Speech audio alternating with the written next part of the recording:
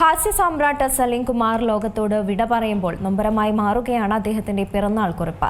അസുഖബാധിതനായിരിക്കുമ്പോഴും തന്നെ തേടിയെത്തുന്ന മരണത്തെക്കുറിച്ച് സലീം കുമാറിന് കൃത്യമായ ബോധ്യമുണ്ടായിരുന്നുവെന്ന് തെളിയിക്കുന്നതാണ് ആ കുറിപ്പിലെ വാക്കുകൾ. ഹാസ്യ സാമ്രാട്ട് സലീം കുമാർ ലോകത്തോട് വിട പറയുന്നു. മരണത്തിന്റെ നിഴൽ തന്നെ എപ്പോൾ വേണമെങ്കിലും വിഴുങ്ങാമെന്ന പൂർണ്ണ ബോധ്യമുണ്ടായിരുന്ന ഒരു കലാകാരനായിരുന്നു അദ്ദേഹം.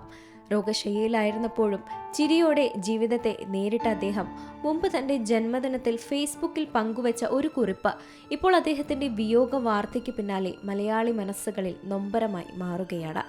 ആയുസ്സിന്റെ സൂര്യൻ പടിഞ്ഞാറോട്ട് ചെരിഞ്ഞുവെന്നും തന്റെ വഞ്ചിയിൽ ദ്വാരങ്ങൾ വീണു തുടങ്ങിയെന്നുമാണ് അദ്ദേഹം എഴുതിയത്. ഒരു പക്ഷേ തന്റെ മരണത്തെ അദ്ദേഹം മുൻകൂട്ടി കണ്ടിരുന്നുവോ എന്ന് തോന്നിപ്പോകും ആ വാക്കുകളിൽ. സലീം കുമാറിന്റെ വൈകാരികമായ ആ പോസ്റ്റ് ഇങ്ങനെയായിരുന്നു: ജീവിതമെന്ന മഹാസാഗരത്തിൽ ആയുസ് എന്ന വഞ്ചിയിലൂടെയുള്ള എൻ്റെ യാത്ര 54 കാതങ്ങൾ പിന്നിട്ട് 55ലേക്ക് ഇന്ന് പ്രവേശിക്കുന്നു.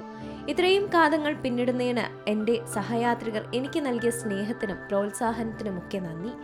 ആയുസിന്റെ സൂര്യൻ പടിഞ്ഞാറോട്ട് ചെരിഞ്ഞു കഴിഞ്ഞു. അസ്തമയം വളരെ അകലെയല്ല.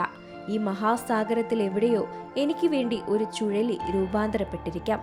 അതിൽ അകപ്പെടുന്നത് വരെ എനിക്ക് ഈ വഞ്ചിയുമായി യാത്ര തുടർന്നേ പറ്റൂ. എൻ്റെ വഞ്ചിയിലാണെങ്കിൽ ദ്വാരങ്ങളും വീണു തുടങ്ങി. അതിലൂടെ കയറിയ വെള്ളം കോരിക്കളഞ്ഞ് എന്തായാലും ഞാൻ യാത്ര തുടരുന്നു.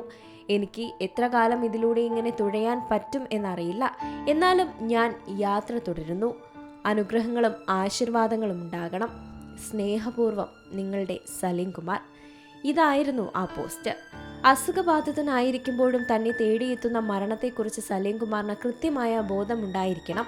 അതുകൊണ്ടാകാം ഇത്തരം വാക്കുകൾ അദ്ദേഹത്തിൽ നിന്ന് വന്നതും. തനിക്കായി എവിടെയോ ഒരു മരണച്ചുഴി രൂപപ്പെട്ടിട്ടുണ്ടെന്ന് തിരിച്ചറിഞ്ഞിട്ടുണ്ട്.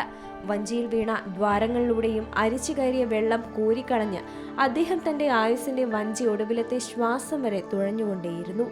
രോഗത്തിന്റെ വേദനകളെ പോലും തനത് ഹാസ്യരൂപേണയും തത്വചിന്തയിലൂടെയും നോക്കിക്കണ്ട ആ വലിയ കലാകാരൻ തന്റെ വിയോഗം വളരെ ദൂരെയല്ലെന്ന് മുൻകൂട്ടി തന്നെ കണ്ടു എന്നതിന് വലിയൊരു ഉദാഹരണം ഈ ജന്മക്കുറിപ്പ് തന്നെയായിരുന്നു.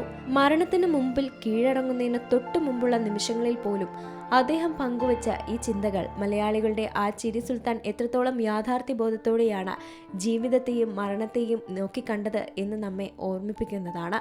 ആ മഹാനടന് വിട നൽകുന്നു. News desk Zee Malayalam news.